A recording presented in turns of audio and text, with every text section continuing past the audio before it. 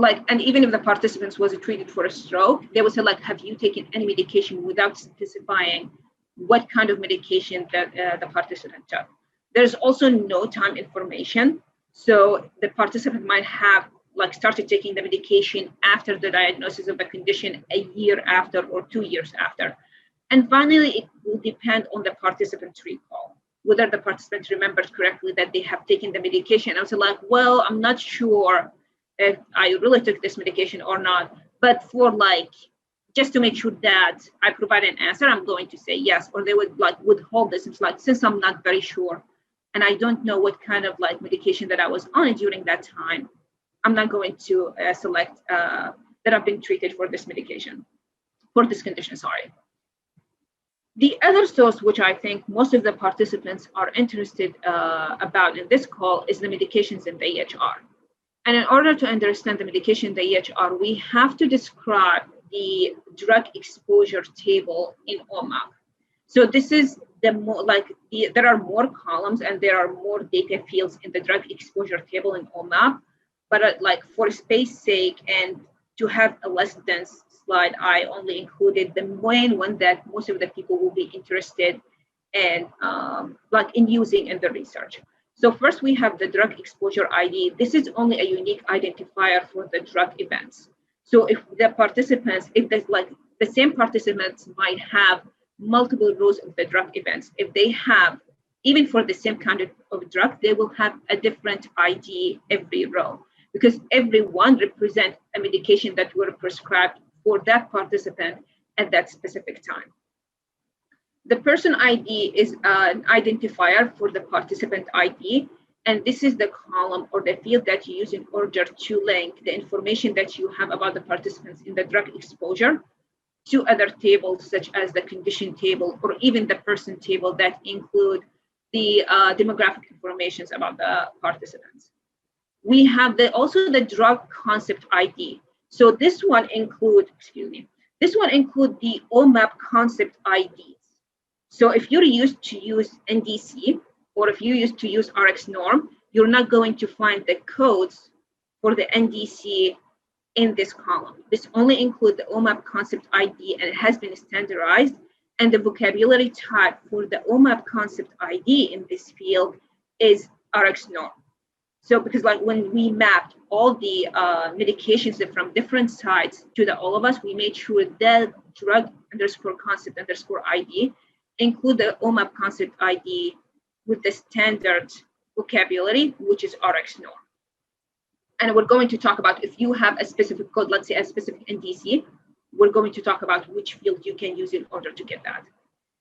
The next two columns are the drug exposure start date and the date time. The first one will give you the start date for the drug that was prescribed for the participants. And the second column, the date time, will give you the exact time, whether like if it was like at 11 a.m. or 11 p.m.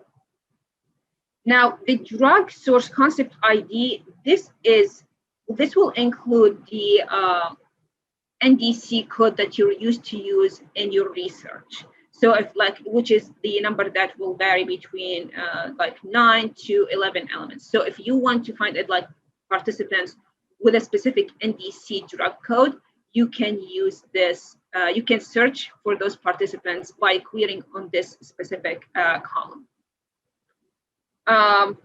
This is the concept ID, the OMOP concept ID for that code. The drug source code, this is the NDC code that you usually use in order to, in your exclusion criteria or inclusion criteria.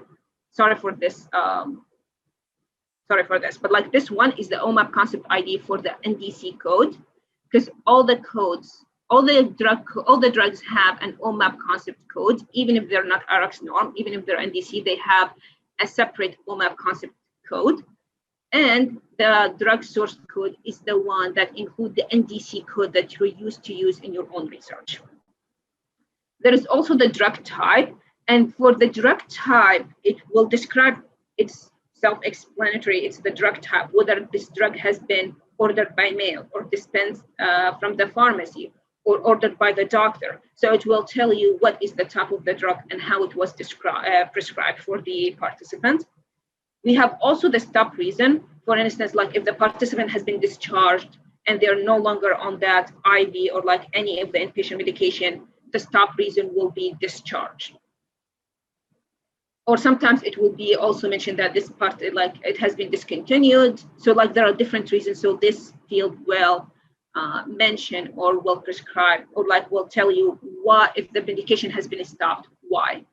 There's also refills column that tell you how many times this medication has been refilled and the quantity if the let's say if the tablets or like the number of the pills in this medication is like 200 or 60, that will be mentioned like in the quantity table, in the quantity field. There is also information about the dose. So the dose unit concept ID, this will include the OMOP concept for the dose. It's not going to include the value of the dose. It's going to include the OMOP concept that the Odyssey team used in order to represent that dose units. And finally, we have the dose unit source value. So again, so the medication, the usual way that we usually use the medications is we usually use the NDC codes in order to represent the medications in our EHR. Sometimes we use the RX norm. There are other other terminologies that we can use in order to represent the medication in the EHR. And the concepts that we usually use can be categorized by whether the drug product, whether it's like a brand name or a generic name. There is also the drug ingredient. What kind of ingredient does this drug have? This is how we can represent the drug concepts in OMOP. And finally, there are classes, or one of them is called ATC classes, and we're going to talk about it in the next slide. And so when we talk about the ingredient or even the drug, like the drug classes or the product, the representation for the drug is not flat. Usually it's a hierarchical representation, especially like when we try to represent this in OMOP. And this is, sorry for like this busy slide, but usually like the source codes, again, this is the source codes that you usually use on your EHR. Those are usually included in the bottom. So you have your NDC, you have the read, you have some of the drugs that are that have procedure codes. I think like one of them is the chemotherapy medications that are usually exist in the procedures because they're considered like, even if they're chemotherapy medication, they're considered as a procedures and they will be stored in the procedure table, and those will have CPT codes. So all of them will be mapped to the RX norm extension, to the drug product. And then from the drug product, you can go all the way up to the drug component. Then you can reach and like extract the drug ingredient or can be represented by that ingredient. And those all ingredients can be classified using the ATC classification classifier, which is a drug classification that uses the active ingredient in the medication in order to describe how it, from a pharmaceutical perspective, how this is a drug is working. And there are different like levels of the ATC classification. And usually people will be interested in, because like if you have a lot of like, if you look at the drug medications, we usually have brand names. And when we are trying to do our research, we're trying to make sure that we're getting all the drugs. So instead of using the brand name, sometimes we have to use the generic name. Sometimes we have to use get all the medication with a specific ingredient. And using this hierarchy will help us to extract those medications rather than going through the list of rows that you have manually in order to see, oh, this is medication, like I have to include the name, like the drug that includes this name. And so like there's a high chance that you're going to miss some of the drug concepts if you don't use the hierarchy. So this will save you also some time. So in order to get to that hierarchy, we usually use the concept ancestors and the concept relationship tables. And in the concept ancestor, this one does not only include the hierarchical relationship between the concepts for the drugs, but we'll also include it for other concepts. But for this talk, we're going to only focus on the hierarchical relationship between the drug concepts. And I included an example over here. So for instance, let's say that we're interested in extracting metformin medications, and we know that, let's say that one of the metformin, we know the name of the one of the metformin medications, we know that code. We can go up we can use the concept ancestor table in order to go from this descendant all the way up to the ingredient, which will be represented using an RX norm code. And even if you have a specific RX norm code, you can also, for the metformin, or if you know it, you can actually use it in order to extract that concept. So we can go from the metformin, from the metformin hypochlorite, all the way to get the concepts that has the class ingredient or that describe the ingredient for this medication, which is metformin. We can go using the ancestor table to another level or to a higher ancestor, which is the metformin. So the descendant will be our own medication, and metformin oral with the class ATC5 will be the ancestor in the concept ancestor table. And then we can go all the way up to blood-lowering glucose drugs, drug used in diabetes if we're interested in extracting all the medications that are used to treat diabetic patients. We can actually get from here, from the descendant, all the way up to get to the drug used in diabetes and extract that concept in order to go all the way down and extract all the descendant. And this is not only a one-way relationship. You can go both ways. So you can start it from sometimes the ancestor, and you can say I have the code for the drug. I have the ATC code for the drug used in diabetes, and you can use that code in order to go all the way down from this ancestor and extract all the descendant. And you if you're interested, for instance, in the metformin oral descendant, you can get the concept ID for that in order to use it, in order to extract all the medication that are descendant from the metformin oral. So you can go in the hierarchy, whether you can go up or down. And we're going to show some examples how we can do that. Okay.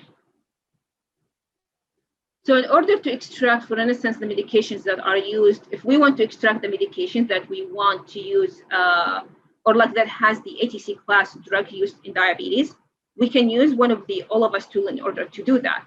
And we can build or get the participant IDs who are on or have been prescribed the medication that are used with the ATC class drug used in diabetes. To do that, or to use one of the all of us tool, you can click on the data tab, and you can you will click on the cohorts in order to build the participant cohort who has been prescribed that medication. You can then you will be directed to this page, and you can click on add criteria, go all the way to the domains drugs.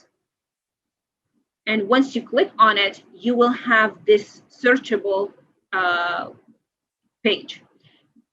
On this search bar, or the kind of light blue that has the magnifier glass next to it, you can type any medication name that you want to extract, even if it's a drug class.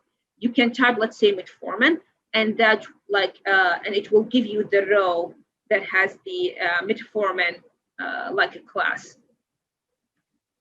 So again, if we want to include all the drugs that are used in diabetes, we can just go click on the plus sign that will turn immediately into a check sign. And if we're satisfied with this selection, we can just click finish and review. But if we want to go let's say I'm not interested in all the drug in the diabetes, we are only interested in only subsection of the class, you can click also on the hierarchy, this this shape that kind of small boxes that are on top of each other. Once you click on it, you will have this list that will give you anything that's below the the drug used in diabetes. You will have an access to the lower classes or the descendant of the drug used in diabetes medications. And you can, of course, click on any one of them and just add it to your criteria if you are interested in only one or two. And after you add that criteria, you can also apply the modifiers, which is another way. Instead of using the query, or instead of you like as a researcher trying to add your conditions, you can also use the apply modifiers. So if you want the number of medications to be at least 3 or more, you can specify has an occurrence n or more, you can put like number 3. If you want also the medication that has been prescribed within an outpatient visit, you can also specify that. And you can also specify the age at which the participant received their first prescription by like modifying the age at event. And then you can click on apply modifier, and you will be directed to this page that includes the first group or the first participants cohort that you have created. On the right side, you will the right side will show the distribution of the demographics for the participants in that group. And of course, you can add another criteria if there is another drug that you're interested in. So if you want participants who have been on anti-diabetic or antidepressants, you can do that. Or if you're interested in only 2 classes, let's say metformin and glypsilide, you can say like metformin or glypsilide, and the final cohort will include the participants who have been on either of those medications. Okay, so let's say that you want to have more freedom, or you're interested in writing your own query in order to extract the medication from the EHR. And let's say you want to find the medication glucophage using the name only, because you don't know the OMOP concept ID, you don't know the NDC code for this medications. What you can do in order to get the concept ID or the information about any drug that has the word glucophage, you can use the concept ID. This is the query that you can use in order to extract all the medications that include a glucophage in their concept name, and it will return like this is like at the bottom. This is a screenshot of the head of the results that we can get if we execute that query. Now, if you want to use or like to find the glucophage, but like you already have the medication code or the NDC code, you can use this query, and all you have to do is write the condition with the concept code that include the medication code, not the OMOP concept code. It includes the medication code, such as the NDC code, that will help you to get all the information that you need about this specific medication. And we can see it, I think it's one of the medications. Yeah, it's the one in the 3rd row. And finally, if you have the OMOP concept ID, oh, sorry, there's a duplication. If you have the OMOP concept ID, all you have to do is like write concept ID equal the OMOP concept ID. And you will get all the medications and the concept ID for the medications that you're interested in. Now, let's say that you are interested in a specific ingredient, for instance, metformin. And you want to get what kind of like ingredient does like a glucophage medication has. So for instance, if we have this medication that we showed earlier in this, like in the previous slide, we know that the OMOP concept for this medication, and we need to know what is the ingredient that is used in this medication. You can use the ancestor table and the query the ancestor table in order to get the ingredient for that medication. And all I have to do is identify the descendant concept ID, because this is supposed to be one of the child, and the ingredient is supposed to be one of the ancestors in the concept ancestor table. So you can use this query by specifying the descendant for the OMOP concept ID for the drug that you're interested in knowing their ingredient. And all you have to do is identify the concept class ID is equal ingredient, and you will have this, this row will provide you with the name of the ingredient that this medication consists of. Let's say also that you're not yes, you have the medication, but also you want to get the ATC class, because a lot of the the research in the medication, they want to get or include all participants or patients, or one of their inclusion criteria is ATC class. So you can also use the concept ancestor table in order to get all the ATC classes for that medication. So again, we're using the same medication, the same concept ID, the OMOP concept ID for that medication. We write it as, we use it like, we write like the descendant concept ID over here. We specify it as like the descendant concept ID, and we are interested only in the vocabulary ID ATC. This query will return for us the ATC classes that are ancestor of the OMOP of the drug that we are interested in obtaining the ATC class for. Again, it's just like about like the relationship, and once you do it like more often, you will get the hang of just like the descendant, the relationship between the descendant and the ancestor. But the medications that you know, all the NDC codes, or like all the medications that you have NDC code for, those are always descendants.